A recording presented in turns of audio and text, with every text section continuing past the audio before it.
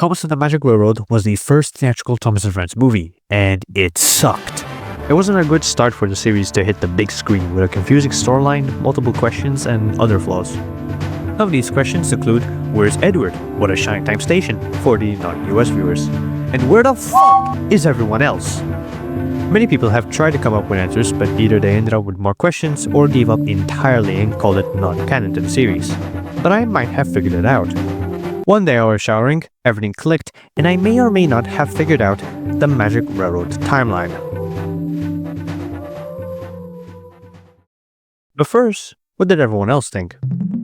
I asked Reddit what theories they had on the movie, and some of the responses varied from why Diesel 10 has a claw, to how Mr. Conductor and Junior used the gold dust, and even what's Lady's powers.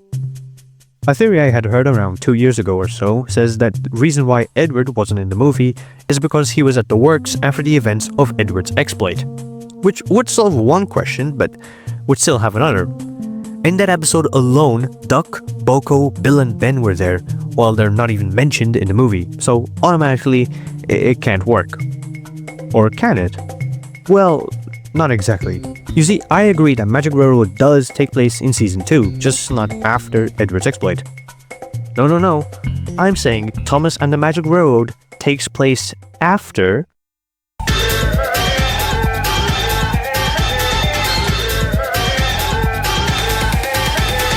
Here's why. In Old Iron, after Edward saves James, the Fat Controller sends him to the works to be mended, and that's why Edward wasn't in the movie. Goodbye. Now, you're probably wondering to yourself, okay, so it doesn't prove why other characters weren't there. Well, unless you're a dumbass like this guy, you know that most of the Season 2 newbies weren't introduced yet. And with none of those characters, plus the Season 3 to 5 characters, as well as Edward not being in the movie either, it makes sense. So, boom, we solved it. Magic Railroad takes place after Old Iron, before any of those characters were introduced. Perfect, we can all go home. Well, not yet. Because only one Season 2 character is in this movie that might ruin the whole thing. But I think I figured it out. But first, we gotta talk about the elephant in the room. Or rather, the helicopter in the room.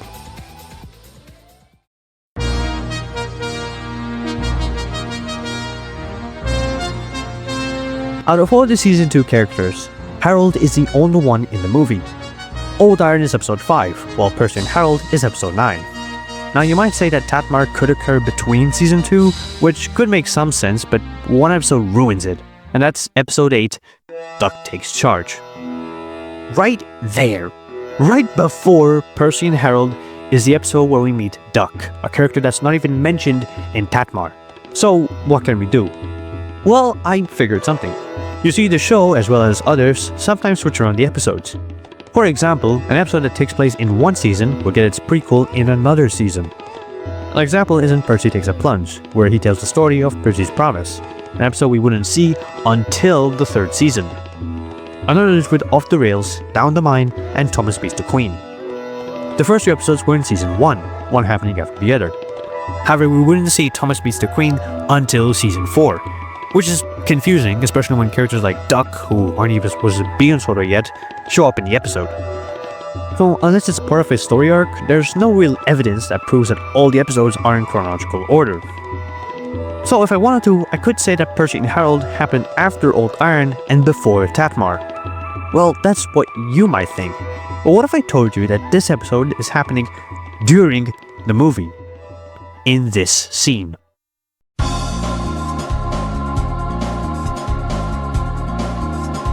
In the scene, the engines are talking about what to do with Diesel 10.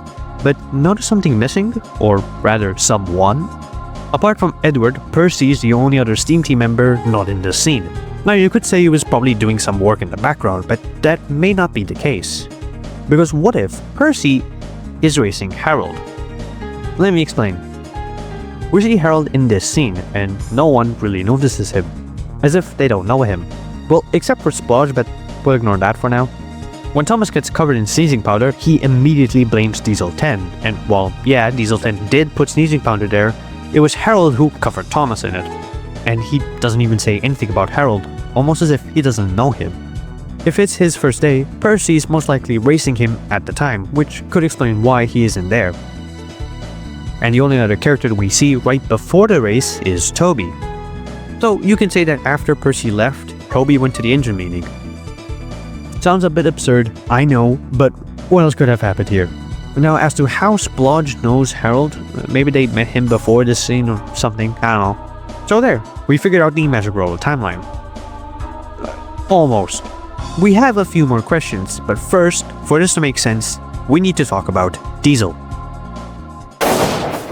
Thanks for having me on here, and don't ask how I got in your house. Anyways, despite this film probably being one of the most influential things in my life, that's probably not something to be proud of, its placement in the actual timeline can get a little messy. It's got weird things that are never shown again, please come back Splodge, and might have been the reason the Thomas franchise has had a huge decline over the years. So, I've decided to talk about a specific theory that me and Miggs have been talking about, this being that Diesel wasn't the first Diesel to be brought to Sodor. It might have actually been Diesel 10 and Splodge. Now, that brings up another question you might be asking yourself. Well then, why do the engines like Diesel when he shows up? Well, A, he's only a measly shunter Diesel, and B, he allured the steam engines into liking him by calling them famous. Is that James, and Henry, and Gordon too? I am delighted to meet such famous engines. The silly engines were flattered. He has very good manners, they murmured.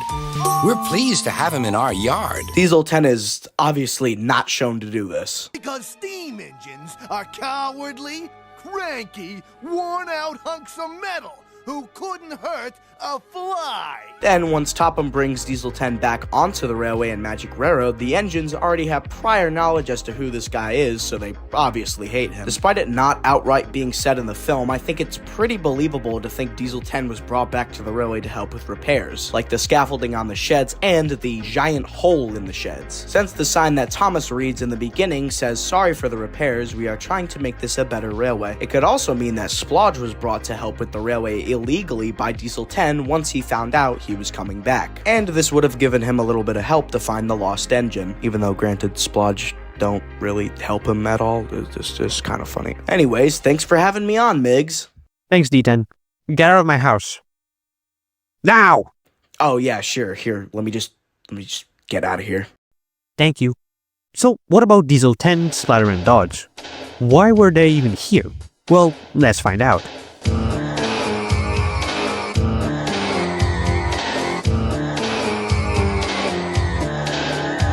Like D10Studios had said, we had around 2 to 3 theories on them and why they were on Sodor, other than trying to find a lady.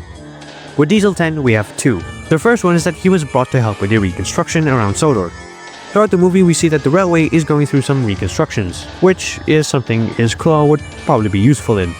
The second and the most unlikely one is that he was brought to do Edward's work while he was at the works.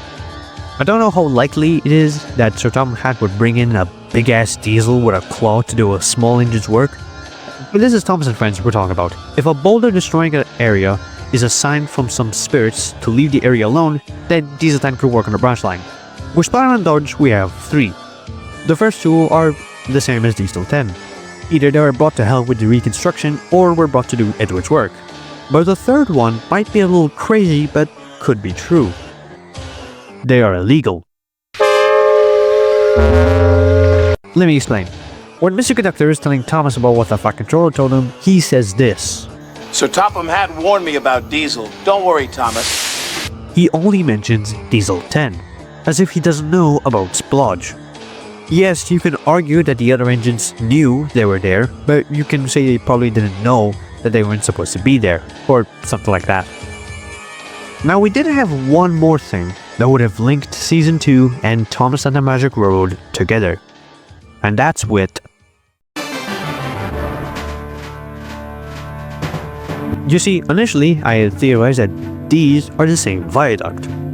Mostly because the repairs that were happening to it during Season 2 was in the same area where the bridge had collapsed during TATMR, which you might think, yeah, that can work, what's wrong with it? Well, when explaining the theory to D10Studios, he had found a problem. They're completely different, and found multiple problems. In TATMR, the design of the viaduct is different to the one in the show.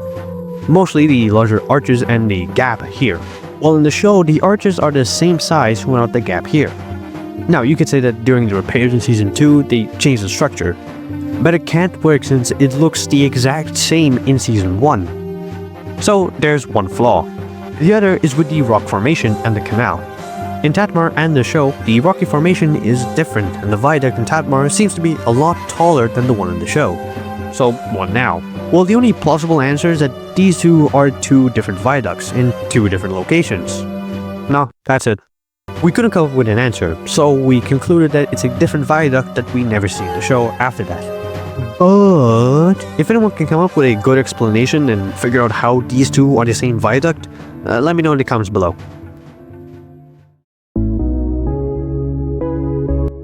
And that was the Magic Railroad timeline. Just to keep you guys on track, the timeline is as follows. First, we started with Old Iron, the first half of Magic Railroad, Percy and Harold's race, the rest of the movie, then the rest of Season 2. It's a little complicated, but it kind of works. Big thanks to D10Studios235 for helping me and joining me on this video. Go check out his channel, link in the description below. It was fun working with him, and I hope we can work together again in the future. Thanks again for watching, and I'll see you next time.